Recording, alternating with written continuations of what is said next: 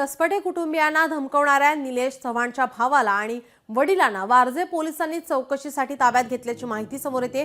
निलेश चव्हाणने कसपटे कुटुंबियांना ज्या बंदुकीने धाक दाखवला होता त्या बंदुकीचा देखील आता शोध सुरू आहे। निलेश चव्हाण फरार असल्याची माहिती सध्या समोर येते।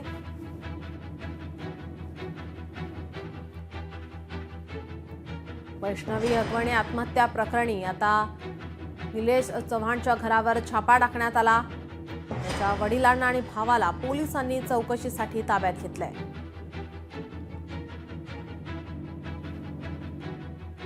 आपले प्रतिनिधी चंद्रशेखर भांगे आपल्यासोबत जोडलेले आहेत। तर चंद्रशेखर, आपण पाहतोय कारवाईला वेग आलेला आहे। निलेश चव्हाणच्या घरावर छापेमारी केल्यानंतर आता त्याच्या भावाला आणि वडिलांना चौकशीसाठी ताब्यात घेण्यात आले। काय अधिकची माहिती? नक्कीच वारजे परिसरात असलेल्या औदुंबर कॉलनी या ठिकाणी हे आरोपी राहायला आहेत। आपण पाहिलं की 2 दिवसापूर्वी यांच्यावरती वारजे पोलिसात गुन्हा दाखल झालेला आहे। कसपटे आणि बैरट यांना धमकवल्या प्रकरणातला हा गुन्हा आहे आणि या गुन्हा दाखल झाल्यानंतर जो आहे तो वारजे पोलीस जे आहेत या निलेश चव्हाण याचा भाऊ आणि वडिलाला आज सकाळी चौकशीसाठी ताब्यात घेतलेले। काल रात्रभर त्याच्या घरावरती पोलिसांनी छापेमारी केली आणि या छाप्यानंतर आता या बाप लेकाला सध्या चौकशीसाठी ताब्यात घेतलेला आहे। आपण पाहिलं की निलेश चव्हाण याचा भाऊ याच्यावर सुद्धा अनेक गुन्हे आहेत ते दाखल असल्याची माहिती समोर येत आहे।